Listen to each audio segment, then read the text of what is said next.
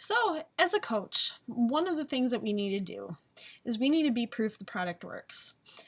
I take this to another level than what some other coaches do.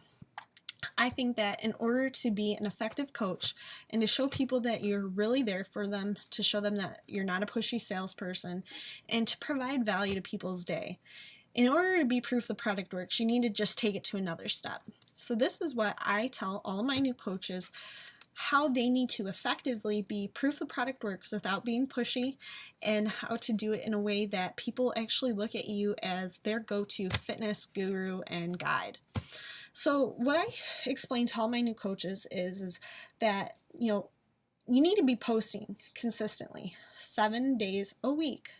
So that's every week you are posting once a day about your own story. And so this is my recommendation. I recommend to my coaches that they post at least 3 times. 3 times. So like Monday, Wednesday, and Friday about their own fitness journey. And so when you're posting about your fitness journey, you're not just taking a photo in front of the TV screen, like giving a flex and like, yeah, I got my workout in. Because that doesn't really add value to people's day. People are going to look at that photo in their newsfeed or on Instagram and they're just going to be like, cool, Kelly, on to the next one. And if they see enough of that kind of stuff, they're just going to be like, all right, I'm done with this girl. And they're either going to unfollow you, unfriend you, whatever it might be. And they could be butthurt or you could be very butthurt over it.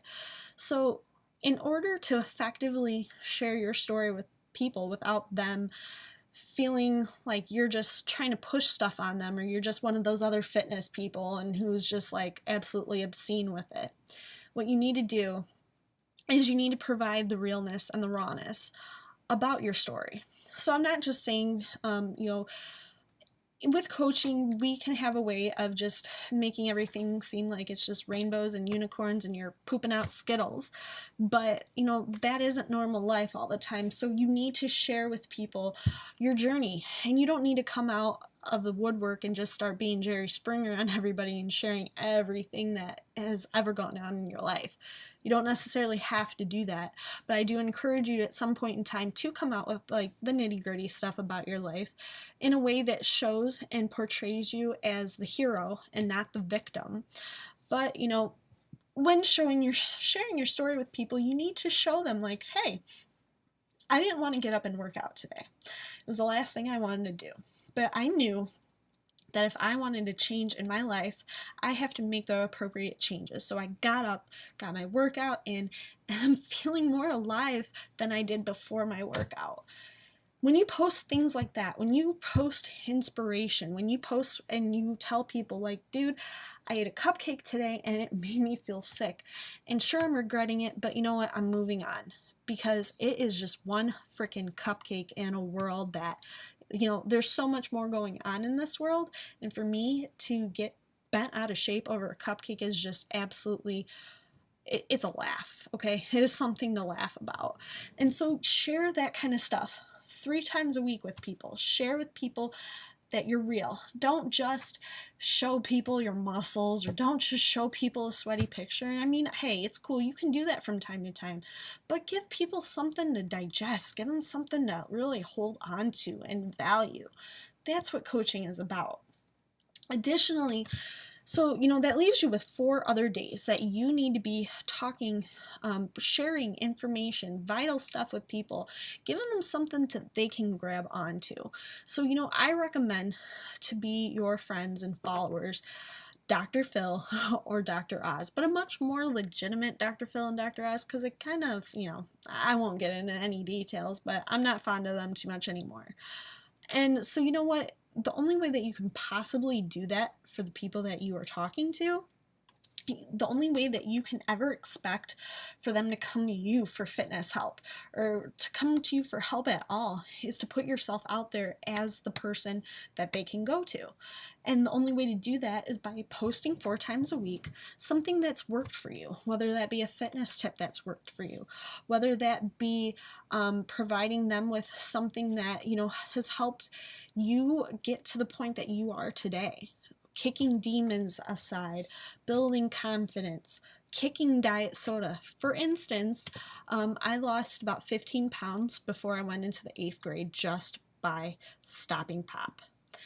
I stopped pop, I lost weight. So something I've posted to my Facebook is, hey, do you have a problem kicking the soda addiction? Back in 8th grade, I lost 15 pounds just by removing soda from my diet. Here are 5 tips that can help you to kick your pop addiction as well. When you provide something like that to people look at it and they're like, all right, cool, like I needed help with that.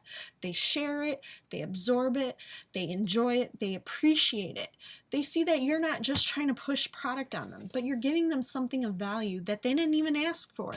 You're giving them tips. So as a result, they're gonna start looking at you if you're doing this on a consistent basis. They're going to look at you as somebody that they can go to for health and wellness information.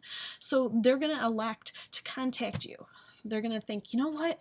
I wonder if this version of, Sun Chips is good. And they're going to message you and say, hey, would you eat this? And that gives you it puts you in a position where you have the ability to help people, but then you also have the ability to maybe position yourself to help them further their fitness or their nutrition by getting them on a product or whatever it might be.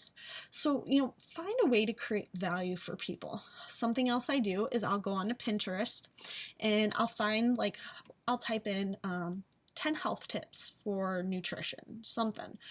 And you get a lot of raw for beauty kind of photos where it talks about the health benefits or bananas or cherries.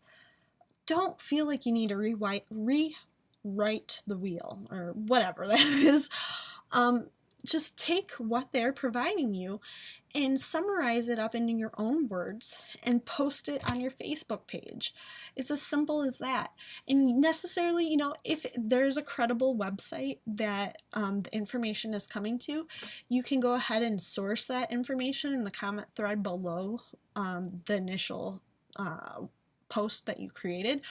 But, you don't have to feel like you need to write something that is going to change the world, but make this easy on yourself. This isn't something that is hard. So do what you can to provide value. Don't give people fluff. Don't just give people something that they're going to look at and be like, okay, thanks a lot, chick, done, remove his friend. Provide them with value and you'll see that your business will grow. People will start coming to you more and asking you more questions. And then not only that, but you are put in the position where you can help other people. They're going to be sharing your content. They're going to be liking and commenting your stuff, which is going to build up your Facebook affinity, which is something that I don't even want to get into right now. But by doing these things on a consistent basis, you'll totally see your business grow.